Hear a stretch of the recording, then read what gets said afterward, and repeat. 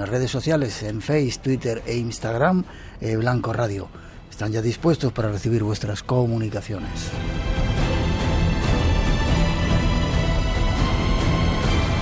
Y salió un nuevo EGM y esta vez hemos perdido, según dicen ellos, un montón de oyentes. Así que esta noche vamos a su búsqueda, a ver a dónde están, en compañía de los que siguen con nosotros. Vamos a buscar.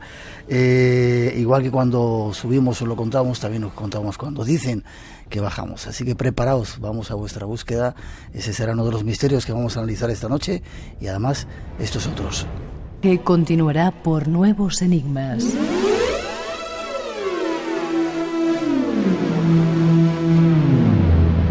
Viajaremos hasta Jerez de la Frontera para descubrir los secretos de una librería con un extraño habitante del más allá. Eso y algunas otras sorpresas más componen nuestro viaje de hoy. Ponte cómodo, la luna y sus secretos nos esperan esta semana.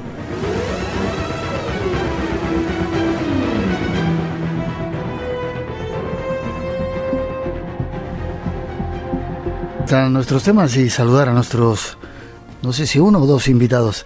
Nacho Montero, buenas noches. Hola, muy buenas noches, Miguel. ¿Cómo estás? Muy bien, ¿y tú? Un placer que hayas vuelto al programa. El placer es mío, ya lo sabes. Siempre encantado de estar aquí, con independencia del EGM. Sí, bueno, no hacemos mucho caso, ¿verdad? No hay que hacerlo caso porque es que además el EGM se olvida que los tiempos cambian y la radio cambia y la manera de escuchar cambia y al final un programa como el tuyo, que es atemporal en todos los sentidos en cuanto a cómo se escucha, no puede depender de un EGM. Gracias. Tenemos por ahí alguien que investiga y dice que tenemos como 2 millones de descargas y bueno... Por eso te lo decía. Ahí lo dejamos. Déjame que te presente, eres periodista especializado en ciencia y tecnología. ¿Estudiaste ciencias físicas? Estudié ciencias físicas, pero no la terminé. ¿No la terminaste? Me hubiera gustado terminarla, pero el periodismo pudo conmigo y al final... La radio también. Bien, y tienes un máster de radiodifusión por la Academia Española de Radio, ¿verdad? Sí, exactamente. Escritor también, has estado en diferentes lugares. ¿Has creado una asociación española de radio online? Sí, la Asociación Española de Radio Online, que por desgracia no funciona todo lo bien que quisiéramos, porque es muy complicado y al final los socios, que tendríamos que tener muchos más, no son tantos como harían falta para mantener una asociación activa y que funcione. Lanzamos la idea. Hay un montón de programas que se están haciendo online y ahora incluso muchos de los programas que se plantean ya no se plantean o se hacen para la radio normal, sino para hacerlo online o a través del podcast. Para hacerlo online, lo que pasa es que el concepto de radio online y el de podcast es un poquito diferente. Entonces, nosotros la Asociación de Radio Online la planteamos como radio online, radio hecha en streaming por cualquier persona sin tener que depender de un poste radiofónico. Y al final el concepto de podcast ha superado un poco el de radio online. Y qué mágica es la radio, te pueden escuchar en cualquier parte del mundo, ¿verdad? En cualquier parte del mundo, en cualquier hora y con total independencia de lo que estés haciendo. Puedes escuchar la radio mientras conduces, mientras haces cualquier otra cosa, mientras que la televisión o un libro no lo puedes leer mientras estás haciendo algo a la vez. Pues preparados con este señor, vamos a hablar de temas interesantes que han quedado un poco olvidados. Escribió un libro que se llama Viaja a la Luna, también con, ¿lo puedo decir? Claro que sí. ¿Con Cristina? Con Cristina Mosquera y con Javier Reyero. Y con Javier Reyero. Anteriormente habéis escrito un libro sobre el Titanic, por eso estuvisteis aquí. Y Javier decía en alguna entrevista que lo he visto por ahí, que os habéis convertido en lunáticos ahora. ¿Por qué la Luna? Quizá porque se cumplían los 50 años de la llegada del hombre a la Luna. Hay muchos motivos. Los motivos que nos han llevado a escribir este libro son muy parecidos a los que nos llevaron a escribir Los 10 del Titanic. Cuando se cumple un aniversario y te das cuenta que un hecho que ha marcado la historia de esta manera y que porque el Titanic más de 100 años después sigue quedando en el imaginario colectivo, incluso para las nuevas generaciones. Los niños siguen hablando del Titanic cuando es una generación que les quedaba tan sumamente lejos.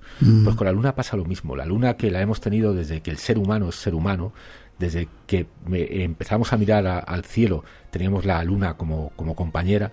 Han pasado 50 años desde que los seres humanos pisamos nuestro satélite y aún así hay tantos misterios, tantas cosas por descubrir sobre nuestro compañero desde que existimos, que pensamos que era un momento idóneo para contarlo. Y nos hemos retrasado un poco en la efemérides porque fue en julio y bueno, lo estamos haciendo casi, bueno, en diciembre ya, ¿sí? Sí, pero tampoco, sigue estando ahí. Tampoco nos hemos retrasado porque... Digo yo, nosotros, en hacer el programa. No en hacer el programa porque realmente el viaje a la Luna es mucho más que el Apolo 11, que es la primera vez que llegamos, porque para llegar tuvo que haber misiones anteriores, sí, y después hubo posteriores, y de hecho hace unos días llegó a la Tierra el Apolo 12, que fue la siguiente misión. ¿El Apolo? 12. Sí. La siguiente misión posterior a Apolo 11 aterrizó en la Tierra a menos de dos semanas, que fue una misión además exitosa. Y dentro de unos meses saldrá el Apolo 13, que no tuvo tanto éxito y todos lo conocemos por la famosa frase de Houston, tenemos un problema, y por la película. Bueno, pues esta noche con este señor, con estos invitados, que igual te toca hablar, Cristina, vamos a tratar de descubrir algunos secretos del Titanic. El Blanco Radio en redes sociales y 633 50 50 11 nuestro WhatsApp. Nos vamos de viaje. Compañía de nuestros invitados. Ahí están los primeros datos. Antes de hablar del Apolo 11, ¿cuántas misiones hubo antes para llegar a la Luna que posibilitaron esa pisada del hombre en la Luna? ¿11? Pues 10. Muchísimas. Porque si nos referimos exclusivamente al programa Apolo, tendríamos que empezar a hablar del Apolo 1, que fue el primero que marcó, fue el pistoletazo de salida para llegar a la Luna. Si empezamos a hablar de cómo se gesta todo, tendríamos que hablar de las misiones Gemini o Mercury, pero eso ya hablaríamos del programa espacial en general. Pero cuando un 12 de septiembre la Universidad de Rice en Texas, John Fitzgerald Kennedy da un discurso que ha pasado a la historia, en el que se compromete de que antes del final de la década iba a poner a los hombres sobre la Luna. Y además dice en ese discurso, es una frase muy famosa suya, dice: es algo que hacemos no porque sea fácil, sino precisamente porque es difícil. Entonces en ese momento es donde se pone en marcha esa tremenda maquinaria que costó una barbaridad. Si pensamos que más del 5%, casi el 6% del presupuesto de Estados Unidos fue destinado a cumplir con ese reto que había puesto John Fitzgerald Kennedy a la NASA y a todos los científicos y a todas las empresas involucradas, es una barbaridad. Si extrapoláramos a datos de hoy lo que costó llevar el hombre a la Luna, pues estaríamos hablando de más de 100.000 millones de dólares. 100.000 millones. Fueron unos 25.000 millones de la época, pero imaginémoslo ahora. Pero la primera misión, como se tuvo que hacer todo de una manera tan rápida y tan improvisada, digámoslo, porque murieron 3 personas en el primer Apolo, que fue el Apolo 1. En el Apolo 1, en el que los astronautas estaban quejándose continuamente de que Estados Unidos no estaba preparado en ese momento para hacerlo, donde estaban 3 astronautas que pasarán a la historia como los primeros que murieron en una misión espacial en propia Tierra, que fueron Grissom, White y Chaffee. Estos 3 astronautas murieron calcinados dentro de la nave espacial. No se abrió la escotilla, había muchísimos errores. El principal error es que el módulo lunar, en este caso, estaba cargado solamente de oxígeno puro, con lo cual era inflamable, y encima la escotilla no se abrió convenientemente. Pero lo triste es que los astronautas lo estaban denunciando. De hecho, uno de ellos, Grissom, había colgado un limón dentro de la nave que había cogido de su casa, un poco como protesta ante la NASA por lo que él veía que era un programa que no iba por buen rumbo, porque no se estaba haciendo las cosas como se tenían que hacer por las prisas y la improvisación. Ya. Hay quien dice, Nacho, que todo ese programa fue con 2 motivos. Primero, para despistar de la guerra de Vietnam a la opinión pública, y segundo, en esa lucha que tenían de la Guerra Fría contra la Unión Soviética para adelantarles. Y es así. Realmente el principal objetivo que tuvo el programa Apolo no era un objetivo científico realmente, sino que era un objetivo político. Y por eso, como era un objetivo político, también se acabó muy pronto, una vez que el reto era superar a la Unión Soviética, que claramente le estaba ganando por delante, ¿no? la partida totalmente a Estados Unidos. Entonces Estados Unidos tenía que demostrar su poderío, y eso marcó un antes y un después también, no solamente en las relaciones a nivel mundial, ¿no? La Unión Soviética se sintió derrotada en ese aspecto, y al final, y en muchos, ¿no? Y al final todo acabó desembocando en el final de la Unión Soviética como tal, y Estados Unidos le ganó la partida a base de muchísimo dinero y mucho riesgo. Las cosas salieron bien en algunos aspectos y muy mal en otros, porque se perdieron la vida en ese Apolo 1. Después llegaron el Apolo 2, el Apolo 3, el Apolo 4, 5, 6, 7, pero fueron misiones que eran experimentales. La primera que de verdad o por primera vez llegó a la Luna y además la circunvaló, que es una gesta que podríamos equiparar a cuando ahora estamos hablando de la expedición Elcano, y que la primera vez que se circunvala la Tierra, pues la primera vez que se circunvala la Luna fue en el Apolo 8, y esa misión es importantísima, porque esa sí que fue un éxito, aunque luego podemos contar que pudo haber sido también un fracaso absoluto, pero es la primera vez que un ser humano da la vuelta a la Luna.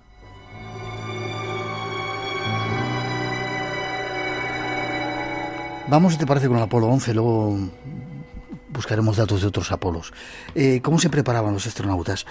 En el libro he leído que Neil Armstrong estuvo a punto de morir antes de la expedición, pero ¿cómo se buscó a esos tres? ¿Cómo se preparaban? Bueno, pues el requisito fundamental que había para ser astronauta era ser piloto de pruebas y ser de los mejores pilotos que pudiera haber.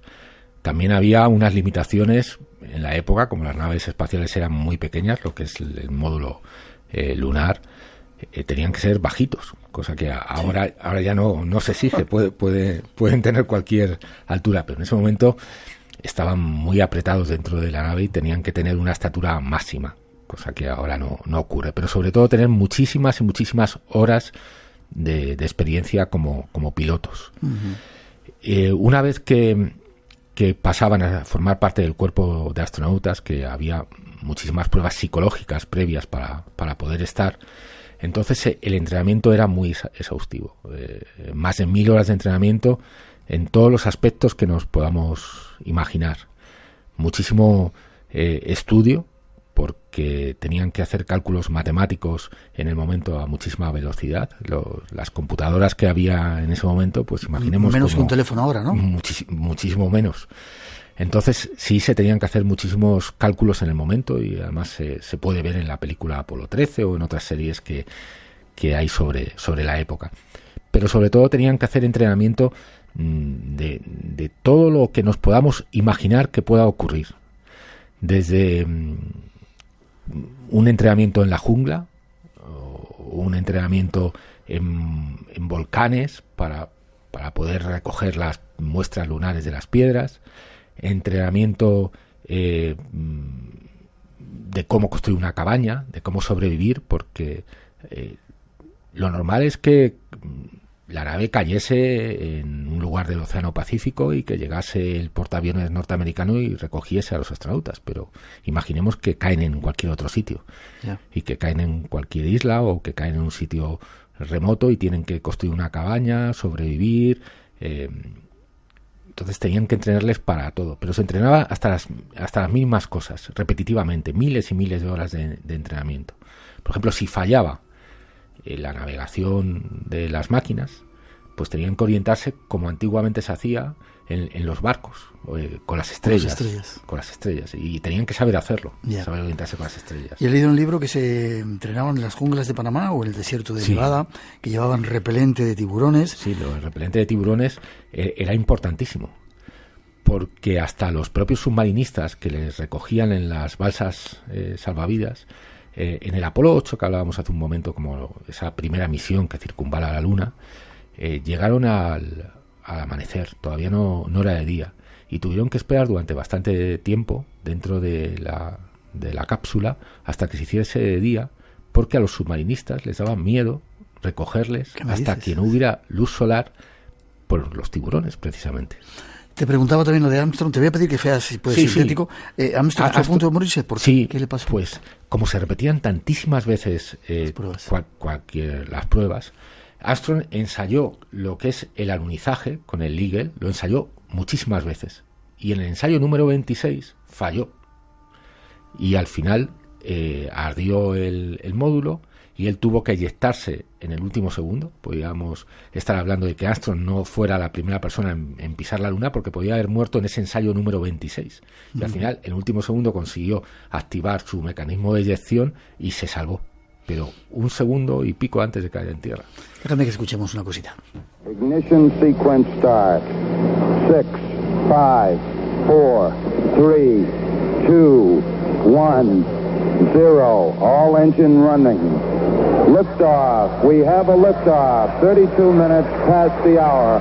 Liftoff on Apollo 11. Ahí estaba el momento en que despegaba el Apolo 11. Me contabais que eso yo no lo sabía, no había llegado a esa parte del libro, que bueno, llegan a la Luna. Ahora te preguntaré si todo lo de la conspiración y todo eso, hay muchos oyentes esperando esa parte del programa. Y tú me vas marcando, porque yo me pongo a hablar de la Luna y puedo pasar toda la noche. Entonces. Luego se enfadan los oyentes cuando digo a los invitados que seáis sintéticos si podéis, porque tenemos un plan preparado para tratar de llegar a muchos temas. Me decías que llega a la Luna el Eagle, y antes de salir, uno de los astronautas estuvo haciendo un ritual religioso. Sí, toma la comunión. Toma la comunión. Es Buzz Aldrin, los dos hombres que pisan la Luna, mientras Collins estaba orbitándola y se tuvo que quedar arriba, él solo, pero con unas vistas maravillosas, orbitando la Luna. Cuando sale esa mítica frase también del Eagle alunizado, tiene que haber un montón de preparativos previos antes de que se desmonte la escalerilla. Se tienen que poner el soporte vital, tienen que preparar todo para dar ese primer paso. Y ellos estaban deseosos de salir. Lo que pasa es que la NASA no les autorizaba a salir hasta un momento concreto. 6 horas, dice que estuvieron ahí dentro. Casi 6 horas. Lo comentábamos antes de empezar el programa, que esa primera señal, además, que se sabe que por fin ha conseguido aterrizar y con éxito, se recibe muy, muy cerquita nuestro, a menos de 40 kilómetros, en Robledo de Chabela. Pero después ya la señal de cuando Neil Armstrong pone el primer paso en la Luna ya se recibe en Australia, porque como la Tierra va rotando, al final las 3 estaciones que hacen el seguimiento van cambiando. Pero lo que hace en ese momento Buzz Aldrin, en un momento interior suyo y ante la atenta mirada de Neil Armstrong dentro del Eagle, es tomar la comunión. Ellos tenían algo que les permitía a la NASA, y es llevar una pequeña bolsa con sus objetos personales. Qué curioso. Tenían que ser objetos personales en el estricto sentido de objetos personales. No podía ser nada con lo que comerciar o hacer negocios, sino algo que ellos quisieran llevarse. Y al final lo que él se llevó son unas obleas consagradas y un pequeño cáliz de plata y vino. Y al final el primer alimento que se tocó sobre la Luna fue ese vino y esas obleas, cuando Buzz Aldrin tomó la comunión ante la mirada respetuosa de Neil Armstrong. Qué curioso. 2:30, 1:30 en las Islas Canarias. ¿Se escuchaban también? Mueve contigo. Soy el ciudadano García y soy de pueblo. Por eso, esto me suena a pueblo. Dilo tú, Dani. Esto me suena a pueblo. Sábados y domingos a la 1 de la tarde. Mediodía en Canarias. Y recuerda, 2 trillones de átomos. Los domingos a las 4 de la madrugada. Radio Nacional de España.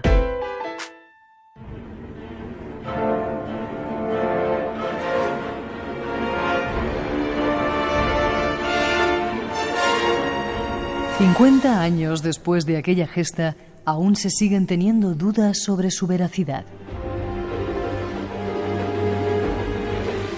¿Llegó realmente el hombre a la Luna o fue todo un montaje? Alberto Gutiérrez Talpán nos da algunos datos. El 20 de julio de 1969, millones de personas en todo el planeta presenciaron el acontecimiento del siglo, la llegada del hombre a la Luna, con la base en la Tierra.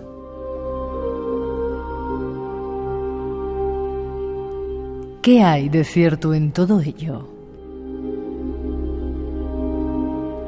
¿Llegó el hombre a la Luna? ¿Fue un montaje? ¿Se cambiaron algunas imágenes? Nuestros invitados nos contestan. Montones de mensajes queriendo participar, dicen que interesante tema, que buen invitado, nos alegra.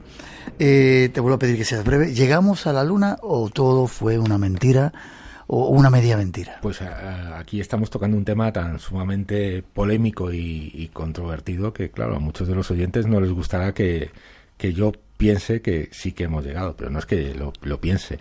Es que a la hora de elaborar el libro nos hemos encontrado con tantísima documentación al manejar tantísimas imágenes, miles y miles de imágenes, porque no solamente al seleccionar las imágenes hemos visto las imágenes buenas y las imágenes malas, y hemos visto todos los carretes de la NASA, los que las imágenes estaban borrosas y no valían para nada, y las que estaban bien, y algunas que sí que fueron retocadas. Y esta imagen está retocada. Sí, la del libro. Está retocada porque no tiene la antena del astronauta arriba, pero muy sencillo, porque la hicieron mal, le cogieron por aquí y hubo que rellenar al final con negro la parte de arriba, ¿no? Y lo de la bandera que se contaba y todas piedras con imágenes, decían que todo había sido un montaje que había preparado Stanley Kubrick, incluso para, por si pasaba algo, poder decir, bueno, llegamos y... Lo que yo estoy seguro es que no había ningún montaje preparado por parte de la NASA ni del gobierno de Estados Unidos, porque cuando se involucra a 400.000 familias, que fueron las que formaron parte del programa Apolo, y no hay que olvidar que no eran militares, que la NASA fundamentalmente funcionaba con subcontratistas y que eran empresas civiles y gente que nunca había tenido nada que ver con la exploración espacial, ni con el gobierno, ni con nada militar. Cuando se involucra a 400.000 familias, no solamente de Estados Unidos, sino en España mismo, yo creo que no se puede tapar durante tantos años a tanta gente. Es prácticamente imposible, ¿no? Déjame que te haga preguntas así concretas. Lo del estudio de Stanley Kubrick, entonces, nada. Que decían que había un estudio preparado en el que Stanley Kubrick... Yo no he encontrado ninguna foto de ese estudio ni ninguna prueba de que exista. A lo mejor, no sé, quien las tenga debería probarlo. ¿Se borraron las cintas? Sí, se borraron. Que gran parte de... Se borraron. Y eso, claro que ha contribuido un poco a alimentar teorías conspiranoicas. Se borraron más de 20.000 cintas de la NASA. Eran cintas magnéticas, era fácil de borrar y de reciclar. Lo que pasa que el que se borrara esa cinta no significa que no estén esas grabaciones, porque de hecho las seguimos viendo, porque las televisiones de todo el mundo emitieron esas imágenes y las tienen, y además porque había otra copia en Australia. Lo que pasa es que sí, esas imágenes originales de la NASA se borraron, un error. La NASA estuvo buscándolas años y años y al final ha reconocido que las borraron, ellos dicen accidentalmente. Vale. Hablan también de que había un retraso en la comunicación entre el módulo lunar y la Tierra, y que en ese retraso alguien comentaba que estaban viendo cosas que ovnis, quizá, como decía esta introducción, construcciones, y que se censuró todo eso. De hecho, parece ser que mandaron salir a los periodistas que estaban en el centro de comunicación aquí en España. Sí que cuenta algún periodista de los que estaban aquí en Robledo de Chabela en ese momento, que en un momento, quizá por miedo, porque había que si algo salía mal, y estuvo a punto de salir mal porque se estaba quedando sin combustible el Eagle, alunizó en el último momento cuando les quedaba muy poquito combustible y podían salir mal las cosas. Pero también tenemos que recordar que había dos canales. Y uno era el canal médico, con el que se comunicaban con Houston para determinadas incidencias que no tenían por qué conocerse, aunque todo era conocido, porque en ese momento no se podían encriptar las comunicaciones y cualquier persona podía captarlo. Pero todas las grabaciones del audio de todas las misiones está disponible no de ahora, desde hace muchísimos años, por descarga desde la NASA. Espera, y entonces esas informaciones que dicen que estaban viendo extrañas cosas, quizá que estaban siendo vigilados por ovnis, o que veían incluso construcciones en la Luna. Esas construcciones, lo que pasa es que ahora mismo tenemos el orbitador lunar, que ya no debería estar activo, pero lo está, que se lanzó en el 2009 y todavía le queda batería, y ha sacado imágenes en altísima resolución y ha conseguido hacer mapas completísimos de la Luna. Ha hecho imágenes súper detalladas donde se ven los rovers que están abandonados, donde se ven las estructuras que los propios humanos hemos dejado allí, o las huellas, o las naves rusas también, accidentadas. Pero sin embargo, en esas imágenes de altísima resolución no se ve nada de eso.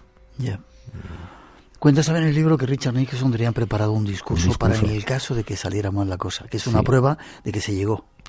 Nadie escribe un discurso si sabes que no puede fallar porque es un montaje. Y al final Nixon lo que hizo es encargar un discurso y no se lo encargó a cualquiera, se lo encargó nada menos que a un premio Pulitzer, a William Safire.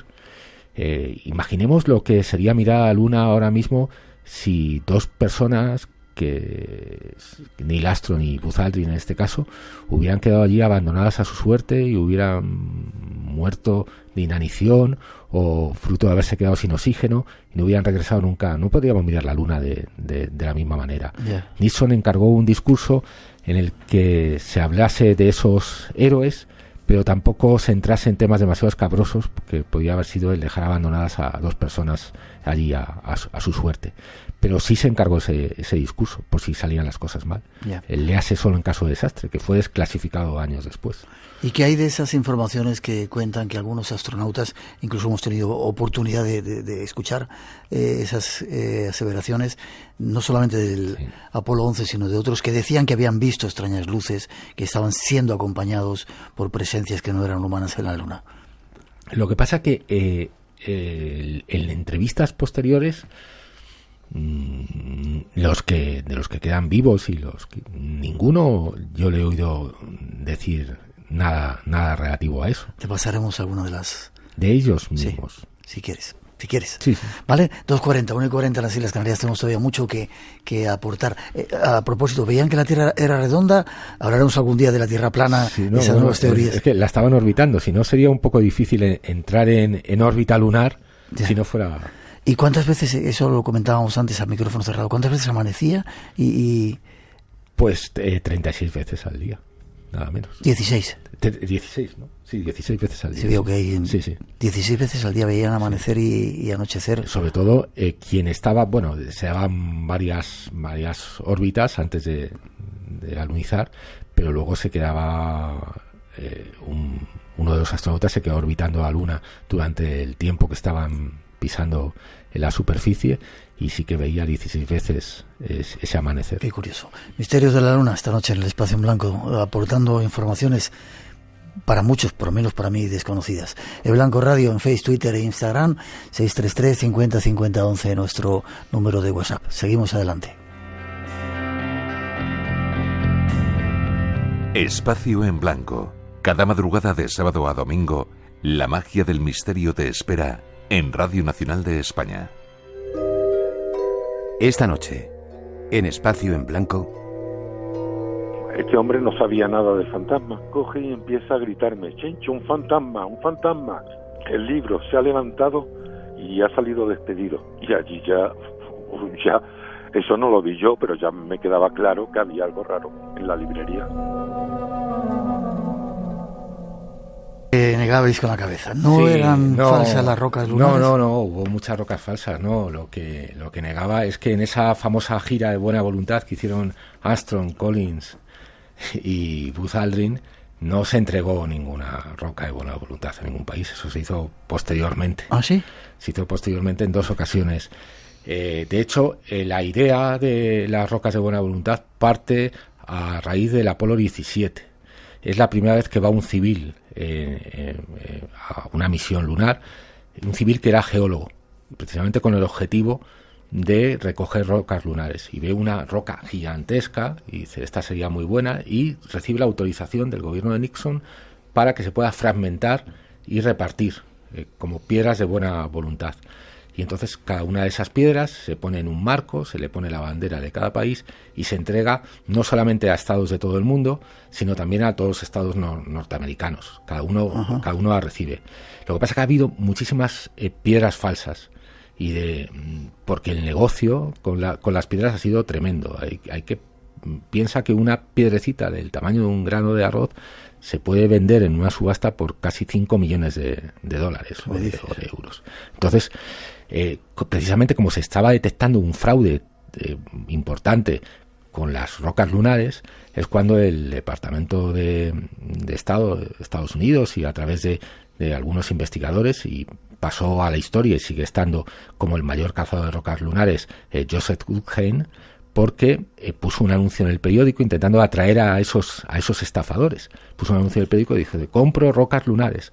Y tuvo la suerte o la desgracia, según se mire, que recibe una llamada de teléfono, y la primera llamada que recibe le ofrecen una piedra que él pensaba que era falsa, de esas que estaban traficando por el mundo vendiéndose a precios disparatados y que realmente no eran rocas lunares, y cuando analizan ve que era una roca auténtica y que era precisamente la roca de buena voluntad que se le había entregado al Estado de Honduras. Qué curioso.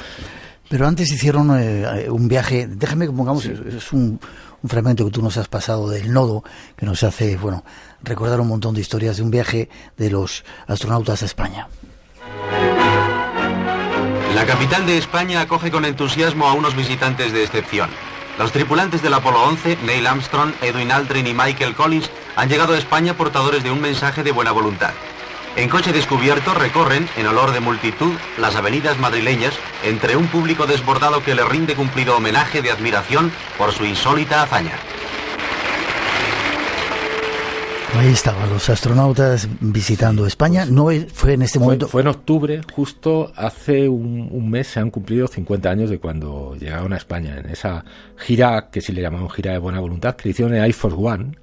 Y como, una pequeña curiosidad, ¿no? Que cuando visitan el Vaticano y están con Pablo VI, que creo recordar que era el Papa en ese momento, entonces estaba el obispo de Florida allí, ¿no? Como había despegado las naves desde Florida, entonces se le ocurre al obispo de Florida decir que según las leyes de la Iglesia, los territorios que se descubren pasan a ser potestad dentro de la Iglesia del sitio que ha llegado allí. Entonces él dice: entonces yo soy el obispo de la luna, le dijo al Papa. Entonces tenemos obispo lunar, por así decirlo.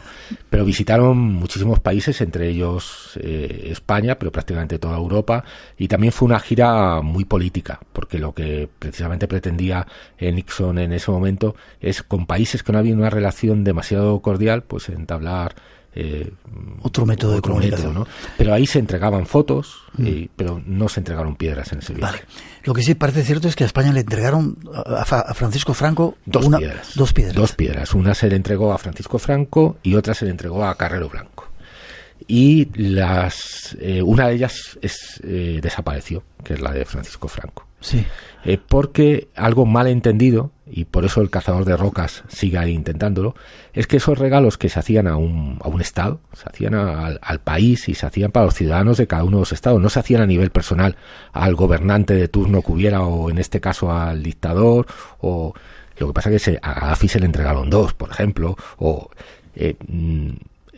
no entendieron que ese era un regalo para todos los ciudadanos, sino que era un regalo para ellos. Entonces se lo llevaron a su casa, y así pasó con Carrero Blanco y pasó con Franco, que lo tenía en su despacho. Cuando él murió, pues al final pasó a su hija, y al final la piedra está desaparecida, aunque según está bastante probado, hay un intento por lo menos de venta en Londres que tenía bastante documentado porque falleció hace muy poco Luis Ruiz de Gopegui, que sí ha sido el presidente de la NASA en España durante mucho tiempo, y él tenía bastante documentado que por lo menos esa piedra se intentó vender en Londres. La otra, la de Carrero Blanco, ha tenido un destino bastante mejor, porque el nieto la devolvió, sí que estaba en su casa y estaba en su despacho, y al final está expuesta. Perfecto.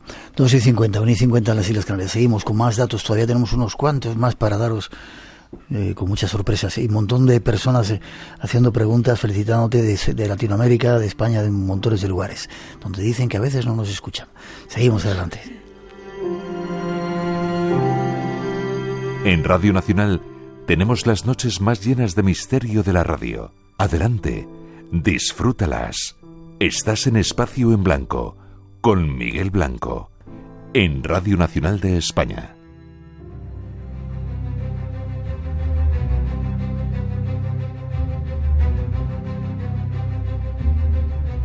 Entre las muchas preguntas que suscitó el viaje a la Luna, destacan entre otras ¿qué se llevaron a la Luna?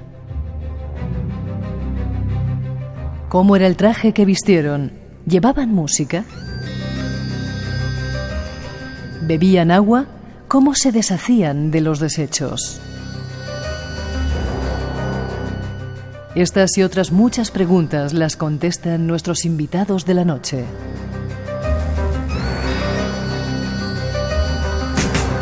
Bueno, he leído en el libro sorprendente que habéis escrito acerca del traje, de los trajes que llevaban, debía ser. ¿Quiénes hicieron esos trajes? Bueno, es una historia muy bonita y muy curiosa, porque hacía falta un traje que cumpliese unos estándares muy diferentes a los que hasta ese momento se habían utilizado.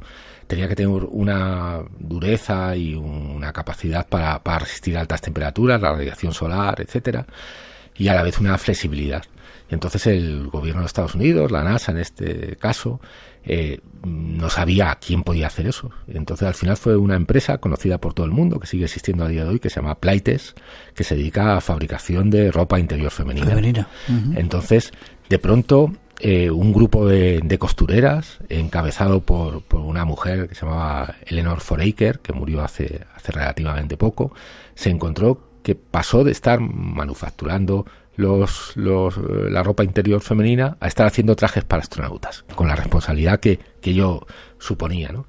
Entonces, esta mujer, en ese pequeño pueblo donde vivía, que es un pueblo en Delaware que se llama Frederica, aquella noche, imagínate cómo estaba, cómo estaba, ¿no? Se reunió con su grupo de costureras, estaban mirando atentamente por si acaso se caía un astronauta y se rompía ese traje. Pero era tan grande el estrés que tenían en la fabricación que los trajes se pasaban por rayos X, pues se había quedado un alfiler dentro. Pero voy a contar una pequeña cosa que nos puede dar un poco la dimensión también dentro de la conspiración, que fue una idea, yo creo, de marketing buenísima que tuvo también la NASA, y es que hizo a los astronautas visitar cada una de las fábricas donde se estaban realizando todas las fases para el Apolo. Desde donde se estaban fabricando los trajes de astronauta, donde estaban fabricando los cohetes, para que todos los trabajadores involucrados hubieran conocido a la persona que iba a utilizar lo que ellos estaban realizando. De esa manera, si les pasaba algo, en cierto modo se sentían responsables. Entonces, eso hizo que se concienciase todo el mundo de que tenían en su mano la vida de unas personas. Qué curioso. ¿Bebían agua? ¿Llevaban agua? Sí, bebían agua, llevaban agua. Eso también ha ido cambiando mucho a lo largo de las misiones. En el caso del Apolo, el agua se fabricaba en el propio... Eso es lo que he oído, he leído en tu libro, en vuestro libro. Sí. Al final tenías el oxígeno, tenías el hidrógeno y una máquina que lo que hacía es que generaba agua como residuo, porque también producía electricidad. Lo que pasa que el agua en el espacio, pues hay que tratarlo de una manera muy especial, y al final tiene que haber una presión, igual que cuando estamos en un hospital, en un sitio que no pueda entrar ningún virus y tienes que mantener una presión concreta para que no entre nada dentro, pues el agua había que propulsarla. Por ejemplo, para deshidratar la comida iba totalmente deshidratada. Que eran como... Lo de los tubitos esto es anterior, porque realmente en el Apolo tomaban desde perritos calientes hasta sándwiches de pavo y comida más o menos normal, porque también se dio cuenta la NASA que cuanto más apariencia tuviera de comida normal, mucho más fácil iba a ser todo. Uh-huh. Igual que la música, que estábamos hablando, también les tranquilizaba. Sí. Entonces se inyectaba ese agua para deshidratarlo y que se pudiera consumir de la forma más parecida posible a como se haría en la Tierra. ¿Y los perritos calientes iban de perritos calientes? ¿No eran deshidratados? Deshidratados. Sí. ¿Y cómo se quitaban los desechos? Bueno, hemos dejado toneladas y toneladas de basura en la Luna, ¿no? Por todo lo que podía pesar demasiado se dejaba en la Luna. En las propias mochilas de soporte vital se dejaban en la Luna, las escalerillas se quedaban en la Luna, todo se quedaba en la Luna. Y por supuesto, pues tenemos bolsas y bolsas de excrementos y de orina en la Luna. La tenemos hecha un asco también, como el polvo del planeta. He leído también que se llevaron un pedacito de ese avión, el primer avión que voló. Sí, el avión de los hermanos Wright. Eso se lo llevó Neil Armstrong, fue idea de él, porque... el avión, que fíjate que poco tiempo había pasado, porque 50 años prácticamente después, un poquito más, desde ese primer vuelo de un avión, estábamos llegando a la Luna. Y a Neil Armstrong le pareció buena idea llevarse 2 pequeños trocitos del avión de los hermanos Wright. Y también una de las insignias han quedado por allí. Sí, en este caso fue Alan Bean. la NASA les entregaba unas insignias según iban superando determinadas fases y iban completando su actividad como astronautas. Y él ya tenía la de plata. Sabía que cuando llegara a la Tierra le iban a dar la de oro. Entonces lo que hizo es dejar la de plata sobre la Luna, depositarla, la lanzó en el espacio con el sol brillante y él, como cuenta, ¿no?, brilló como una estrella más cuando la lanzó sobre la Tierra, sobre la Luna. Incluso frases que se habían hecho opuestas con Oriana Fallaci, creo que era, ¿no? Sí, ahí es una cosa también que Oriana Fallaci estaba totalmente segura que los astronautas tenían totalmente marcados sus discursos y que no podían decir lo que quisieran cuando llegaran a la Luna. No, efectivamente no podían decir lo que quisieran, porque la NASA al final les impidió hablar, por ejemplo, de religión, ¿no? Uh-huh. Pero sí hubo una apuesta para que se pudiese decir que se podía decir lo que se quisiera, ¿no? Y al final la apuesta la perdió Oriana Fallaci porque en el Apolo 12 se dijo: este sería un pequeño paso para Neil Armstrong, pero para mí es un gran paso, ¿no? Ganó la apuesta. Que nunca pagó. ¿No lo pagó Oriana? No lo pagó. Vale. O sea que la Luna está llena de basura, de restos de los alunizajes que han ido haciendo. Y sin embargo, en alguna parte he leído que trataban de borrar las huellas para que quedara incólume y todo aquello, ¿no? No, de ninguna manera. Está lleno no solamente de basura. Ahí tenemos, por ejemplo, los 3 rovers que se utilizaron para los 3 primeros coches eléctricos, digamos, de la historia. Están en la Luna. Hay 5 objetos que siguen funcionando ahora mismo en la Luna. Hay 2 rusos, 2 soviéticos y 3 norteamericanos. Y son los retroreflectores que se dejaron ahí. Siguen funcionando porque es un mecanismo muy básico. Es un espejo y ahora mismo, si tuviéramos un láser con la capacidad suficiente, apuntamos a la Luna y nos llega de vuelta la señal. Y así, a día de hoy, seguimos midiendo la distancia exacta que tenemos en cada momento para la Luna. Pues, y están ahí, con su posición GPS, y cualquiera que piense que no se han dejado allí puede apuntar. No te he preguntado que por qué no hemos vuelto a la Luna, lo vamos a hacer enseguidita. Y si esperan nuestros oyentes incluso la posibilidad, dicen, de comprar parcelas en la Luna. Ahora lo contamos.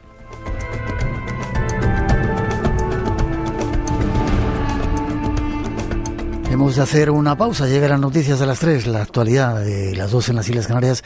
Pero nosotros enseguida regresamos. Vamos a contar eso, la posibilidad. Hay una empresa que está vendiendo parcelas en la Luna. ¿Por qué no han vuelto? Y hay un proyecto de regresar en el 2024. Además, Europa y España está involucrada en ese proyecto. Ahora lo contamos. Blanco Radio en las redes sociales y 633 50 50 11, nuestro número de WhatsApp. No os vayáis, todavía tenemos mucho que contaros. Además, queremos llevaros a ver una biblioteca, una librería, donde no solamente hay libros, sino algo más. No os lo perdáis, este es el Espacio en Blanco aquí en Radio Nacional. Son las 3:06, regresamos. Un nuevo tiempo de misterios comienza. Saludos a todos los que seguís ahí conectados en la radio online, escuchándonos en cualquier parte del mundo. Un montón de personas nos están mandando mensajes desde diferentes partes del planeta. También a los que estáis en Radio 1 y Radio 5 en directo, y a todos los que nos descargáis en el podcast. Un placer que sigamos conectados aquí en Radio Nacional. Redes sociales en marcha, Blanco Radio en Facebook, Twitter e Instagram, y tenemos también un WhatsApp 633 50 50 11. Y para esta segunda hora todavía vamos a seguir viajando un poco por la Luna, pero también os invitamos a una curiosa visita a una librería que será después de esa introducción que ofrecen nuestros compañeros con algunos datos más de la Luna. Para nada. No vale para nada. Para nada, porque Dennis Hopf, pues sí, se ha hecho multimillonario aprovechándose de un vacío legal. Simplemente fue a un registro de propiedad en California, en San Francisco, y lo registró a su nombre en un registro de propiedad de San Francisco, que no tiene ninguna validez ante un tratado internacional de Naciones Unidas que establece que la Luna es de toda la humanidad. O realmente, más que de toda la humanidad, es que no pertenece a nadie, y que no puede ser comprado ni se puede comerciar con la Luna. Lo que pasa que eso lo permite a él tener, porque hubo un silencio administrativo, no le contestaron a tiempo, y al final tiene un título de propiedad de un registro de la propiedad de un estado norteamericano, y con eso no le pueden meter en la cárcel por estar estafando a toda la gente que compra esas parcelas baratitas.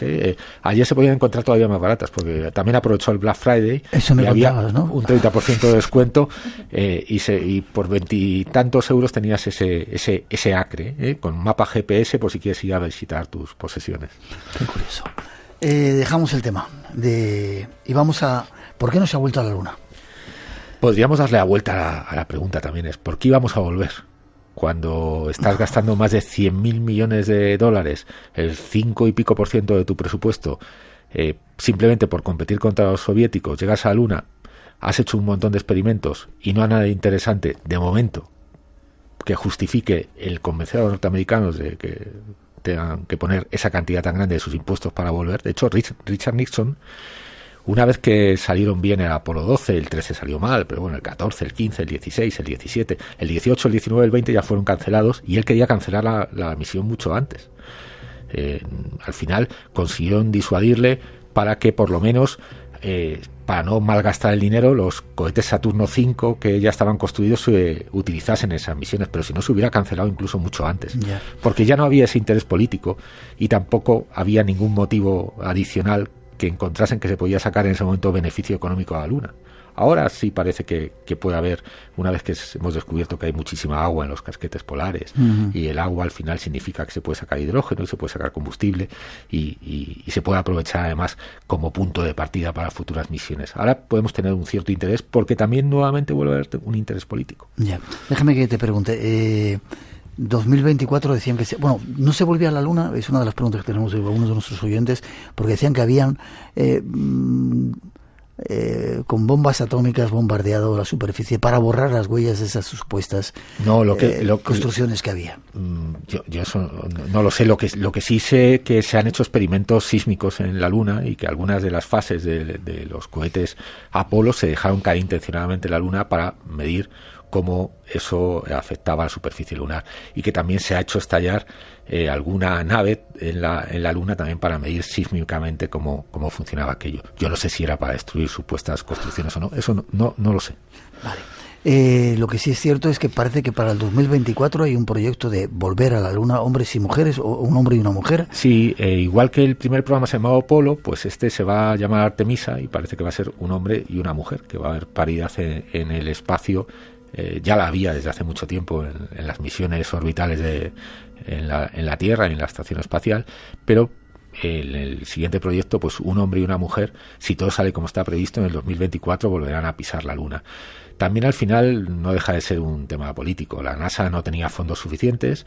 La NASA también decía, con el poco presupuesto que tengo, prefiero investigar otros planetas o salir del sistema solar que invertirlo en algo que ya conozco, que es la Luna. Pero ahora, si al presidente de Estados Unidos se ha empeñado en que hay que volver a la Luna, pues se vuelve. Y además cuenta con la colaboración de Europa, que ya ha dicho que va a invertir 24.000 millones de euros en colaborar en esa misión. ¿Incluida España? Incluida España, y que de hecho Europa lo que va a construir va a ser el Gateway, que se llama, que es un orbitador que va a haber en la Luna, que va a servir como punto de partida para esas misiones, porque se supone que en la década de los 30 estaremos en Marte. Vale, ¿y los chinos qué papel pintan en la Luna ahora? Los chinos el mismo papel que pintan en todo, no sabemos absolutamente nada de lo que hacen, ¿no? Pero están presentes. Porque están presentes, lo han estado, pero conocemos las cosas como pasaba antiguamente con la Unión Soviética, con bastante tiempo de retraso, es cuando sacan sus investigaciones y sus experimentos adelante. Atentos, la Luna va a dar todavía muchas sorpresas.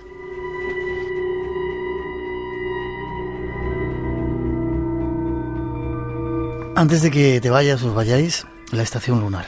Estación espacial, La estación espacial, sí. No sabía que habían ido príncipes, incluso árabes, a visitarla. ¿Puede ir a visitarla cualquiera? Sí, y cualquier turista puede ir a visitarla. De hecho, hay un multimillonario norteamericano que su padre fue astronauta, que además compró hay una nave rusa que está en la Luna, y la compró él en una subasta en Sotheby's por $65.000. Precisamente el orbitador lunar le mandó hace poco una foto que había hecho de su nave, de su posesión, y dijo, bueno, por este dinero esperaba mejores vistas porque no se veía demasiado bien.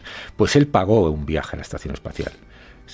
teniendo dinero puedes ir como turista espacial, ya ha habido de hecho. Lo que pasa es que el proyecto de la Estación Espacial Internacional es un proyecto internacional, y no solamente es que esté Estados Unidos y Europa, sino que ha habido astronautas árabes, ha habido astronautas japoneses, y puede viajar los países involucrados en el proyecto, y también quien tenga demasiado dinero.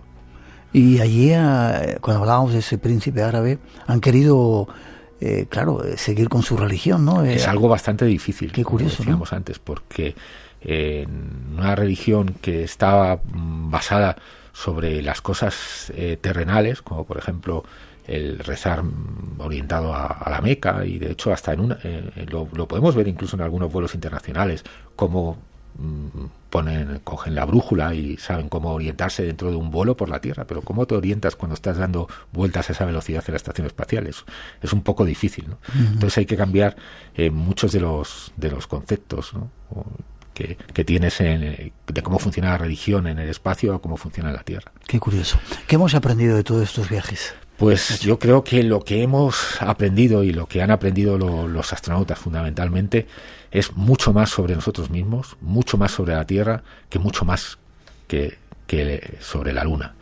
De hecho, es algo que ha quedado en todos los astronautas, que cuando les preguntan lo que más les ha impresionado de los viajes a la Luna y lo que hemos aprendido mucho más sobre nosotros mismos. Hay una imagen que precisamente se sacó en la última misión, en el Apolo 17, que es una imagen maravillosa, que se llama la canica azul, que es una de las imágenes más reproducidas de toda la historia. Se dio la casualidad que la nave podía tener la Tierra llena y totalmente iluminada porque estaba el Sol detrás.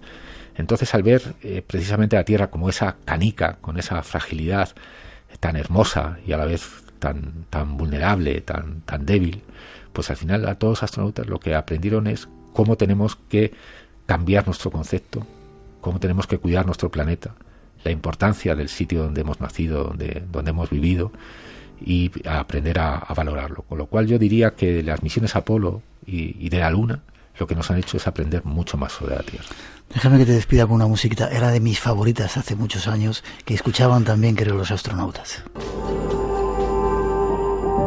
Espacio en Blanco. 30 años compartiendo el misterio en la radio. Con Miguel Blanco, en Radio Nacional de España.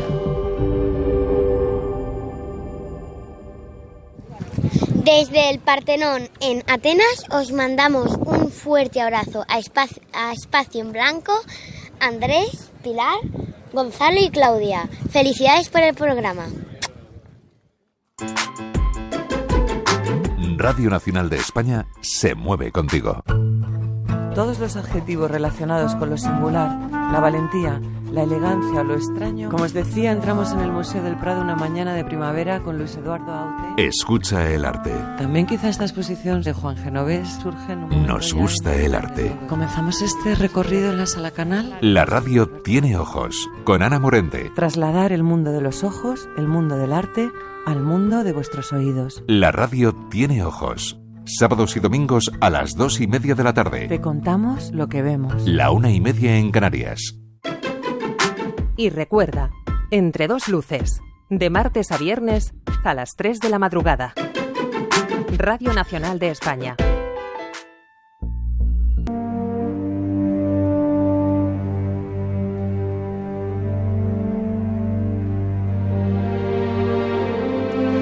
Seguimos tras el mundo del misterio. Nos vamos en esta ocasión hasta Jerez de la Frontera, hasta un lugar, ya veréis qué original. Allí está esperándonos Chencho. Buenas noches, Chencho. Muy buenas noches, Miguel. Florencio Ríos, tu nombre. Sí. Pero te conocen por Chencho. Yo soy Chencho para todo el mundo. Vaya un pedazo de voz que tienes, ¿eh? Tienes una librería, pero bueno, no es una librería, eso es, yo qué sé, el gran almacén de los libros de media España o de España entera. Tenemos en la librería más de 100.000 libros. 100.000 libros. Sí, pero en librería. Ya. ¿Cómo se llama la librería? La librería se llama Librería de Segunda Mano Planeta Sócar. ¿Planeta Sócar? Sí. ¿Y por qué Sócar? Sócar, yo soy escritor y soy pintor también. Y como pintor firmo mi obra como Sócar. Llevas 4 años aquí, que abriste la librería de viejo. Tenemos 25 años de profesión, pero con esta librería llevamos 4 años. 4 años. 100.000 libros. Y he visto algún vídeo, recomiendo a nuestros oyentes echarle un vistacito. ¿Cómo se llama de nuevo la librería para que la vean hay por ahí algunos vídeos de ello? Si metemos en YouTube, por ejemplo... No quería decir YouTube, pero ¿lo has dicho tú? Bueno. Ya está dicho, no pasa nada. Si metemos librería de segunda mano, Planeta Sócar, presentación, sí. Allí se ve un vídeo de 4 minutos donde presento la librería. Vais a alucinar. Pasillos y pasillos y pasillos y más pasillos, y como si fuera un laberinto, con 100.000 libros todos de viejo. Todos de viejo, son todos de segunda mano. Vale. No queremos restos editoriales. Vale. Y si te pregunto, por ejemplo, por un libro, Ilusiones de Richard Bach, ¿lo tienes? El Ilusiones lo hemos tenido, pero se me ha agotado hace poco. Vaya. De Richard Bach puede haber 5 o 6 títulos distintos. ¿Y te lo sabes todos? ¿Lo que tienes? Bueno, sí. De hecho, si me llega alguien preguntando por Richard Bach, iría al sitio donde tengo Richard Bach, y allí, pues, si se me escapa alguno, pues lo tengo controlado. Está todo ordenado por tema. ¿Y de Jiddu Krishnamurti? De Krishnamurti ahora mismito nada. Es muy complicado de segunda mano, ¿eh? Ya veo, ya. Ahora lo que sí tengo es la colección, la tengo casi completa, de Otros Mundos. Sí. Esa es la Biblia de la parapsicología de aquí de España, vamos. Sí, señor, sí, señor. Pues la tengo casi completa aquí en la librería. Sí, señor. ¿Y qué tipo, antes de entrar en ese misterio que tienes ahí, qué tipo de gente va a comprarte los libros de viejo a estas alturas ya, que parece que ya la gente no lee, o si lee en una pantallita? Bueno, me llegan mucha gente, muchos forasteros y muchos extranjeros. Sí. Me llegan gente de todo el mundo. O buscando cosas en concreto, o para bichear por aquí, por la librería. Bichear, como decís por ahí por Andalucía, ¿no? Sí, claro, para echar un vistacito. Para ojear. Y claro, ir buscando. Y lo que es el mundo del libro, yo creo, hombre, hemos pasado malos momentos, pero yo creo que la cosa va a ir cambiando. Sí. Va a ir cambiando. Vale. Yo creo que la gente se dará cuenta de que la cultura no se puede perder. Cierto. Perderíamos una parte nuestra, ¿no? Se perdería todo. Ya. ¿Cuánto valen los libros? No sé. El precio medio que tenemos son 5 euros. No tenemos libros desde 1 euro hasta, no sé, 30, 40. Este es Chencho. Vamos a ir a su librería esta noche y ya veréis qué sorpresa se aguarda.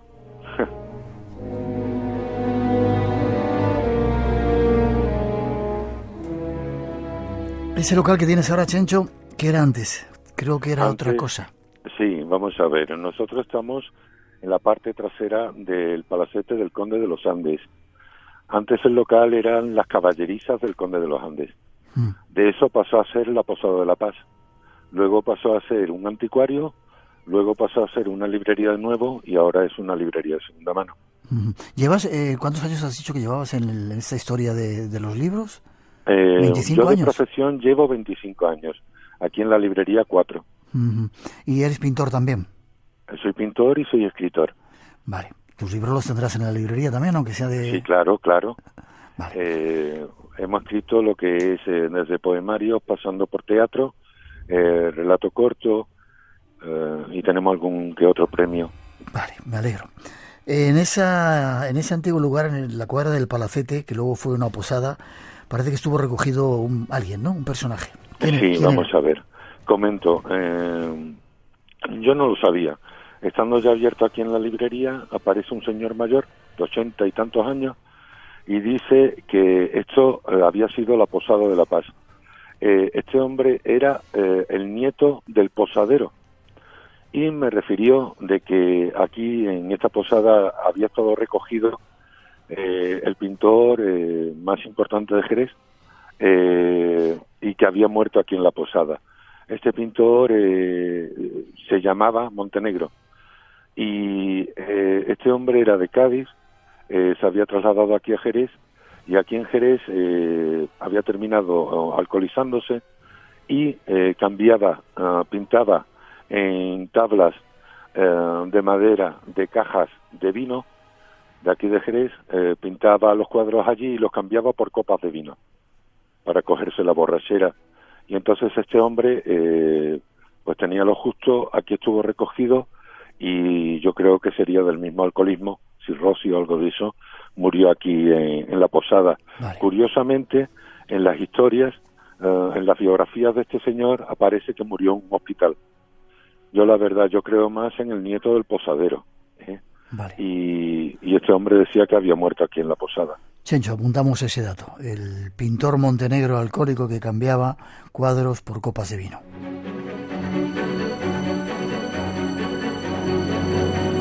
¿Y luego qué ocurre, Florencio, Chencho? Bueno, empezamos, cogimos el local, sí. Empezamos a traer libros, empezamos a colocarlos y una vez colocados, se puede ver en el vídeo, tenemos muchas pilas de libros del suelo para arriba. Sí.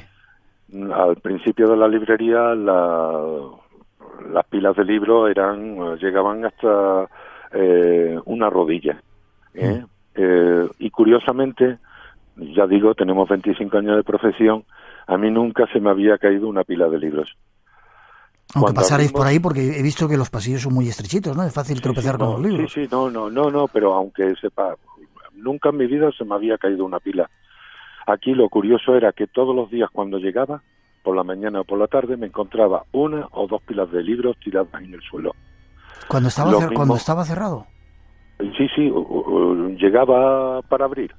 Abría y me encontraba las pilas en el suelo. ¿Qué ocurre? Hombre, yo soy muy escéptico, Y yo pensaba, lo mismo me estoy haciendo viejo, tenemos 54 años ya, lo mismo me estoy haciendo viejo y ya no es lo mismo y estoy colocando ahora peor los libros. Pero una cosa sí voy a decir, que es lo curioso y lo que más me llama la atención del tema. Los 2 primeros años de la librería, todos los días se caía una o dos pilas de libros.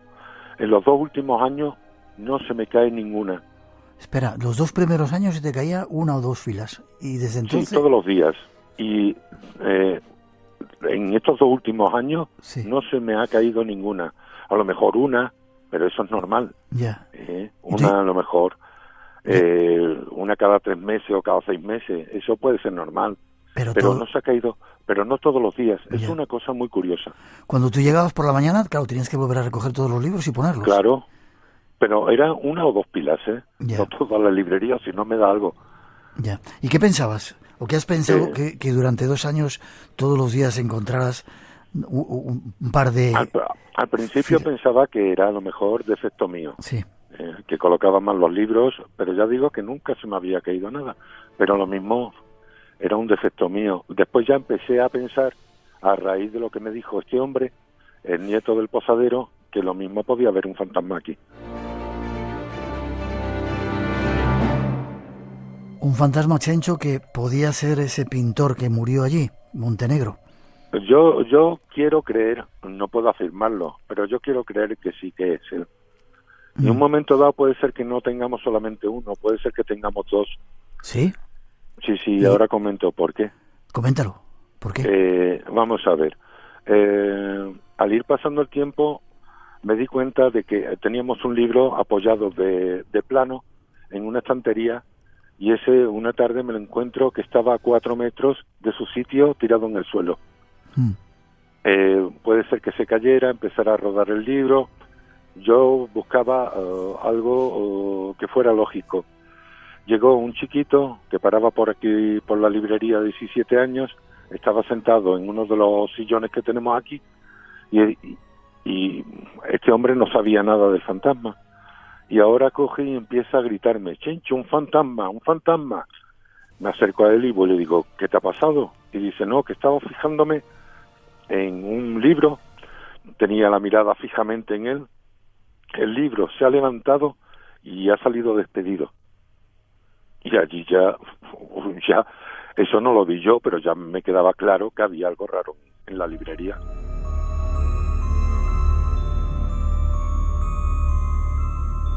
Chencho, ¿pero por qué dices que podían ser 2? ¿Hacen cosas diferentes o...? No, comento. Yo lo he visto. Yo pedí a Dios que no ver el fantasma, porque solamente con pensarlo, la verdad, me daba miedo. Hombre, uno tiene miedo de lo desconocido y yo no sabía cómo podía reaccionar yo ante un fantasma. Y atendiendo a un cliente, es curioso porque miré hacia otro lado y miré hacia la puerta de la librería. Yo pensaba que el fantasma lo mismo podía estar en el fondo de la librería, porque en la puerta no se me hubiera ocurrido ni tan siquiera. Y allí vi yo un fantasma. El fantasma era más bien bajo, el peinado lo tenía algo largo, a mí me recordaba el peinado de los Beatles, pero me resultaba muy extraño porque no tenía nada que ver con Montenegro. La forma de vestir llevaba una camiseta muy amplia y después aparte llevaba unos pantalones cortos que le llegaban más abajo de la rodilla. Los pantalones y la camiseta eran de un tono claro. Pero, ¿por qué pensaba que era un fantasma? Te iba a preguntar, podía ser alguien que pasaba por allí, ¿no? Sí, pero es que era transparente. ¿Sí? Era como si fuera un holograma. Yo no me podía imaginar que un fantasma fuera así. Era como un holograma. ¿Solo lo viste tú? Sí. ¿La otra persona que estaba allí no se dio cuenta? No, la otra persona no se dio cuenta. Y es más adelante estuvo por aquí una señora que es la sobrina de una persona muy importante en la ciudad, y una señora de 40 y tantos años, y vinieron a comprar aquí varios libros para el tío. Le vendí 3 libritos, y cuando al día siguiente vinieron para devolver uno, porque lo tenía repetido, y le cambió el libro, y ahora me dice: Chencho, ¿te puedo comentar una cosa? Y yo le digo: dime. Pero no me lo tengas en cuenta.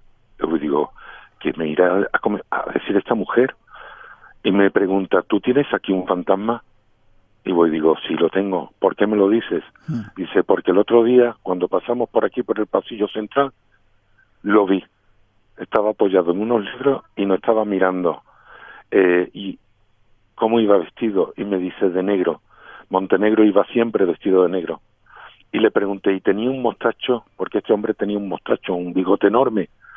Y dice: no me fijé, pero iba vestido de negro. ¿Qué ocurre? Ese fantasma, por ejemplo, yo no lo vi, ella sí.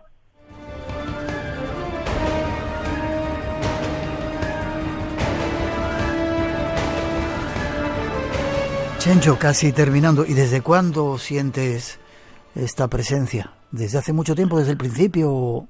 Yo la presencia yo no la he sentido, solamente la he sentido una vez. Mi mujer ha dicho que la ha sentido 2 o 3 veces, yo solamente la he sentido una vez. Y fue como una sombra que sentí por el rabillo del ojo. Pero yo a eso no le hago caso, porque eso puede ser cualquier cosa, puede ser un defecto óptico, puede ser cualquier cosa. Y yo verlo sí, lo de la caída de los libros también. Yo creo que eso puede ser una prueba. Ahora, al verlo, eso me parece indiscutible. No sé, a no ser que... es que yo no le encuentro explicación a eso. No le encuentro explicación. ¿Y no tenéis miedo? Sí, perdona. Sí, perdón. Lo que es más increíble, yo no sentí nada. Yo era como si estuviera viendo una persona normal. Yo pensaba que si veía el fantasma o lo que fuera, pues iba a entrarme miedo, no sé, iba a sentirme mal, o iba a sentirme inquieto. ¿Qué va? Me sentí igual. ¿No tenéis miedo cuando abres por la mañana o cuando cierras por la noche? No, cuando cierro alguna vez sí que me ha dado algo de miedo. Indiscutiblemente yo he llegado a la conclusión de que el fantasma es bueno. El fantasma a mí no me ha hecho ningún daño, y es más, yo creo que vela por mí, o quiero creer eso. Vela por Además, los dos éramos de Cádiz, los dos venimos aquí a Jerez, los dos somos pintores, son muchas casualidades.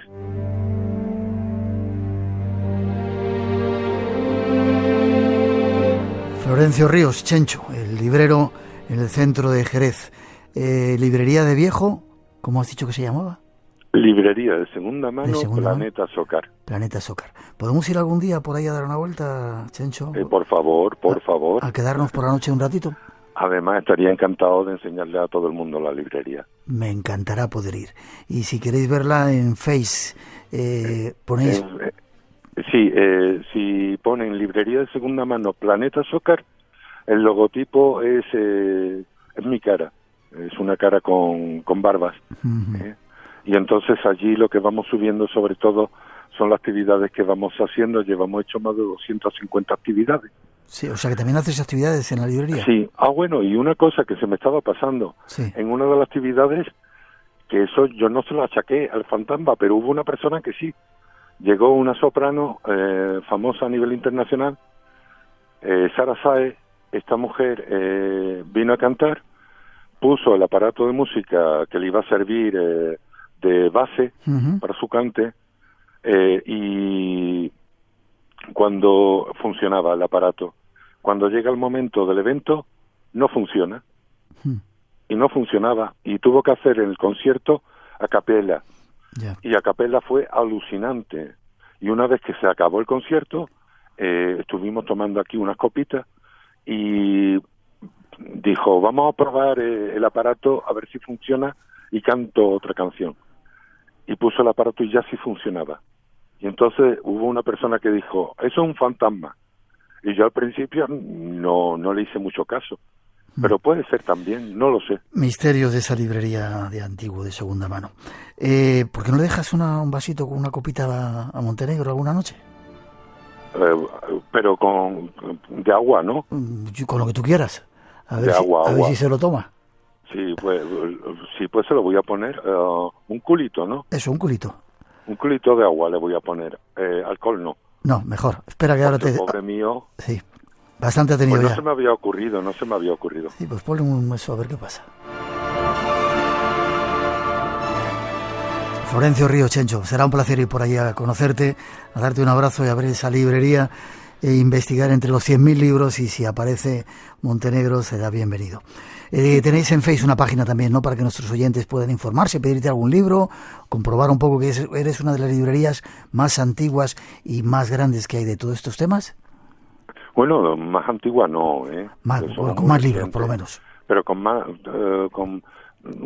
especial. Es una librería muy especial, eso sí. Y quizás seamos los únicos que tengamos tantos libros en librería. Vale, pues dime a ver, forma a través del Facebook, ¿cómo te pueden encontrar? El Facebook sería Librerías de Segunda Mano Planeta Zócar. Y si aparece del logotipo una carita con barbas, es la buena. Chencho, gracias. Encantado, Miguel. Me encantará ir a verte por ahí, darte un abrazo, saludos a tu gente y a Montenegro de paso.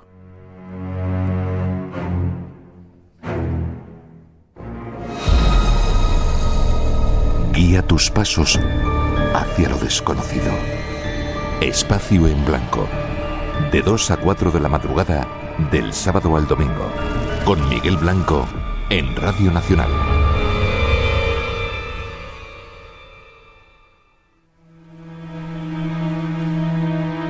Tres y 42, 2 y 42 en las Islas Canarias. Seguimos adelante en directo. Nos vamos a los cielos. Algunos misterios están a punto de ser desvelados con nuestro nuevo compañero. Esta música nos indica que nos vamos hacia el cielo a buscar misterios, y vamos al encuentro de nuestro comandante favorito, Iván Castro. Buenas noches, Iván. Buenas noches, Miguel. Bienvenido a bordo. Muchas gracias. ¿Dónde te pillamos ahora? ¿En qué parte de España o del mundo estás? Ahora mismo en Galicia, aquí en mi tierra, en La Coruña. Bien. ¿Y hoy dónde nos vas a llevar? ¿Qué misterio nos espera? Hay un montón de ellos, aviones que desaparecen, ¿verdad? No se sabe nada de ellos, luego vuelven a aparecer. Y hay muchas cosas raras que ocurren en los cielos, ¿verdad? Pues la verdad que sí, te lo digo, te lo aseguro. ¿Sí? Sí. Vale, pues nos prepararemos, ojalá no todas sean malas, que haya muchas cosas buenas, y esta noche nos vamos a buscar los ojos que nos vigilan.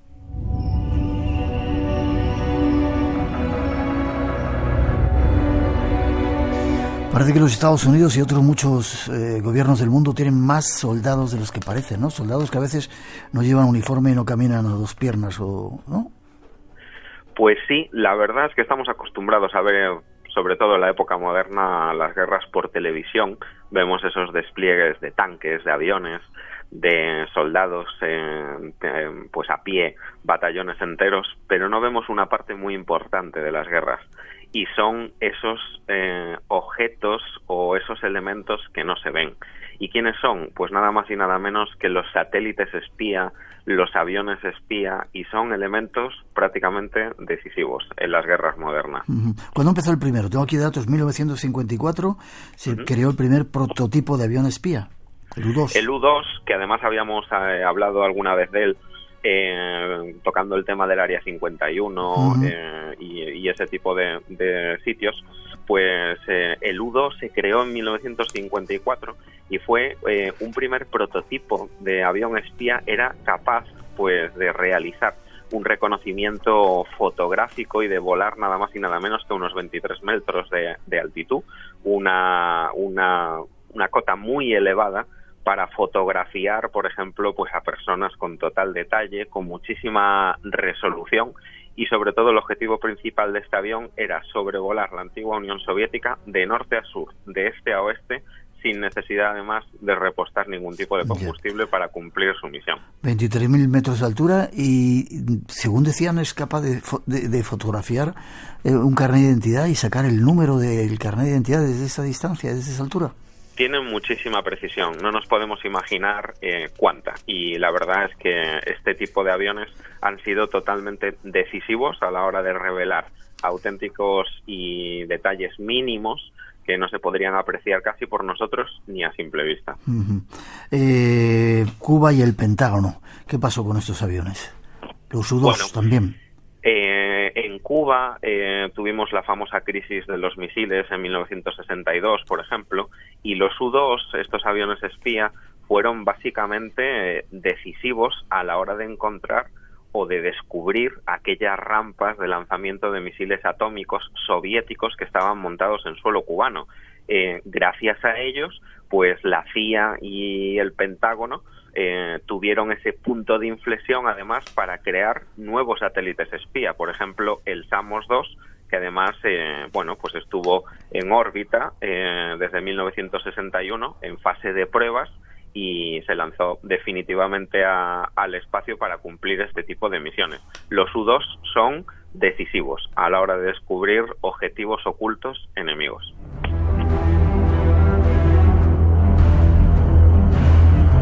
El Samos 2, y todo eso sigue evolucionando. Esto era de la CIA y el Pentágono,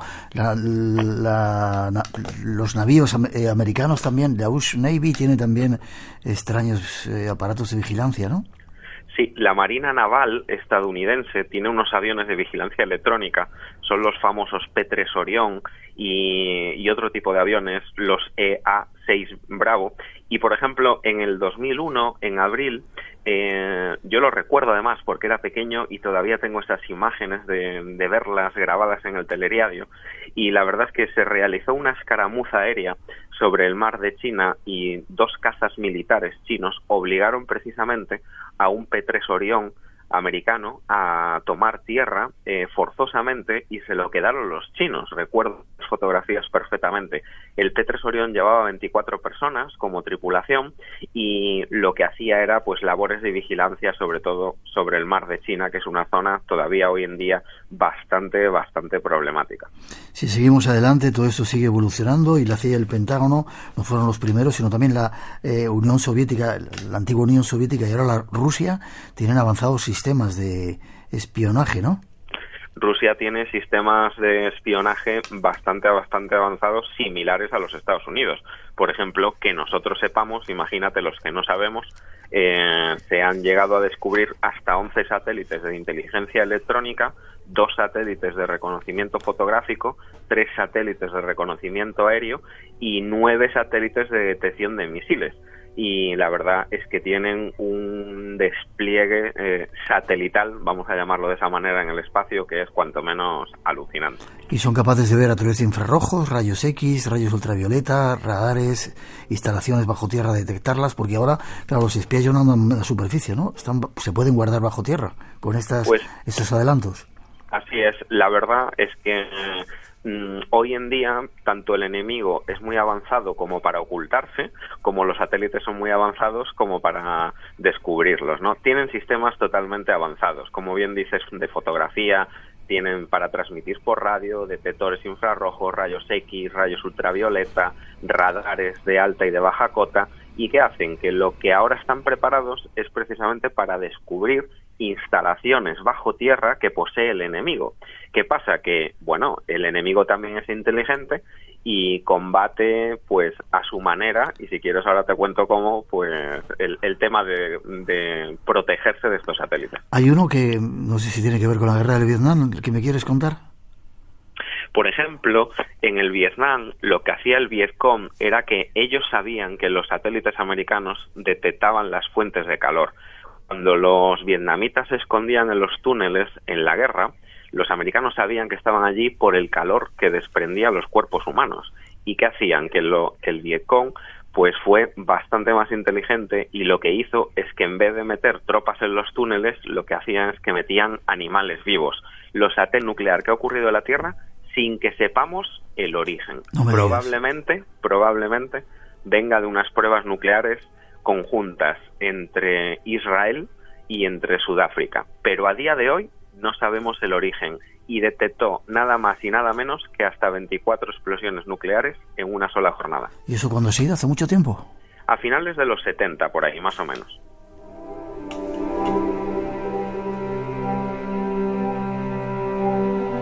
Otro dato que aquí nos das en esta información que nos has pasado es que muchos de esos satélites de repente soltaban las fotografías que habían hecho en determinadas partes del mundo, no las revelaban directamente en el satélite. ¿Era así?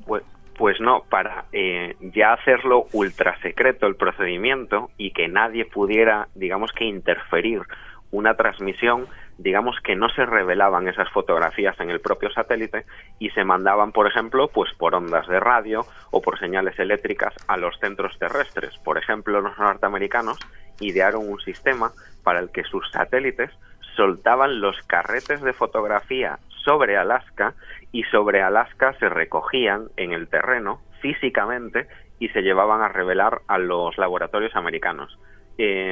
Para mí, dentro de la modernidad del sistema satelital espía que los Estados Unidos tienen, desde luego me parece casi una proeza, porque realizar este procedimiento para que no te descubran, desde luego es 100% efectivo. Qué curioso. Hay otros satélites también del Departamento Nacional de Reconocimiento, el KH-11 y el KH-12, que orbitan a 320 kilómetros de altitud, pudiendo obtener una foto de hasta 20 centímetros de resolución. La verdad es que la resolución es cuanto menos fantástica, porque con esa precisión desde absolutamente una altitud pues muy elevada, ¿no? Son 320 kilómetros de altitud, hablamos, sacar una fotografía con 20 centímetros de resolución, pues la verdad es que es una precisión tecnológica bastante alucinante. Los satélites KH-11 y KH-12, que además tuvieron un coste de más de 1.300 millones de dólares, pertenecen al Departamento Nacional de Reconocimiento, y en 1990 se usaron en la Guerra del Golfo para espiar a las tropas sobre Irak, las tropas pues de Saddam Hussein, para controlar vehículos, artillería y movimiento de tropas. Y la verdad es que los norteamericanos sabían todo lo que ocurría en Irak en tiempo real gracias al KH-11 y al KH-12. Casi terminando, Iván, ¿cuántos satélites habrá por ahí arriba? ¿Se sabe? ¿Hay una cifra aproximada? Espías, me refiero. No tenemos una cifra realmente efectiva, porque si son espías, desde luego nosotros no sabemos que existen, ¿no? Hablamos un poco de los que se han ido desvelando a lo largo de la historia, y al final pues sabemos de ellos porque incluso han participado en operaciones civiles. ¿Qué quiere decir con esto? Que cuando ya no se les ha sacado más provecho militarmente, pues han pasado un poco a la tecnología civil. Pero lo cierto es que el espacio está lleno de satélites espía. No sabemos el número, no sabemos la cantidad, pero sí sabemos que estamos controlados en todo momento. Eso es decir, es como las películas esas de espías que de repente están persiguiendo a alguien y ponen ahí el satélite, le ven cómo va en el coche, le ven la marca del coche, le ven los pantalones, le ven lo que lleva debajo de los pantalones, todo, en cualquier parte del mundo que sea. Totalmente. Con este tipo de satélites la verdad es que podemos encontrar absolutamente todo, no te lo puedes imaginar, Miguel.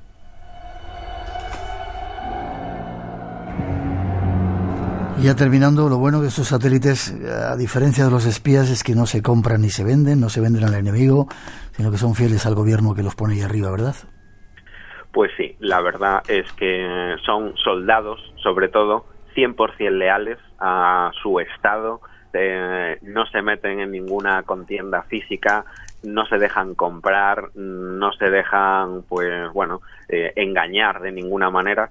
Y en la guerra de Afganistán, pues que es un poco una de las últimas guerras más grandes que acercan a nuestra época actual, pues uno de los satélites, el Keyhole, fue el mayor y el mejor soldado de los Estados Unidos, un satélite que, como dijimos antes, hasta 20 centímetros de resolución fotográfica era capaz de sacar. Pero ¿qué le pasaba? Que tenía un pequeño inconveniente, que la órbita para hacer ese trabajo era tan baja que sufría una erosión muy grave con el roce del aire en la atmósfera, y al final, después de unos años de servicio, esos satélites realmente no valen porque quedan muy tocados por culpa de la atmósfera. Es terrorífico y apasionante los ojos que nos vigilan ahí arriba, Iván. Te deseo buen vuelo, buena travesía, forma de contacto contigo y que vengas pronto de nuevo al Espacio en Blanco a seguir, que sigamos analizando estos misterios. ¿Forma de contacto?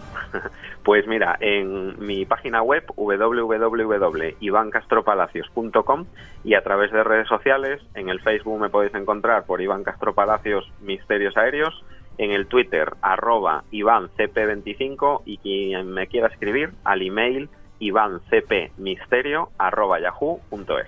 Buen vuelo, comandante, nos seguimos viendo. Muchas gracias, Miguel, hasta Fuerte el próximo abrazo. vuelo. Hasta el próximo. Un abrazo.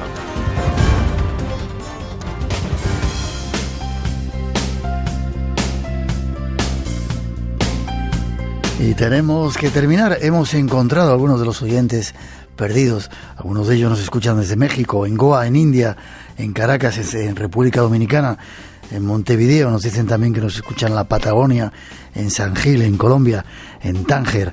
Mario Gumber desde Alemania, desde Uruguay también.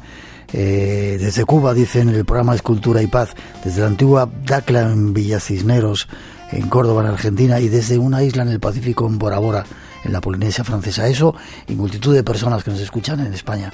Saludos para todos. También desde San Francisco nos están diciendo ahora, desde Bogotá, en Colombia. Gracias a todos. Os dejamos momentáneamente. Llegan no sé cuántos trillones de átomos, 2 millones de átomos, con nuestro compañero David Sierra. Un momento para seguir disfrutando de la radio. Y la semana que viene nosotros preparamos muchos más misterios aquí, en el Espacio en Blanco. Y ahora hasta las 4, un poquito de nuestra mejor música. Bajar un poco el volumen porque viene cañera. Nos despedimos. Abrigarse, que llega el frío. Feliz semana. Nos vemos en el Espacio en Blanco.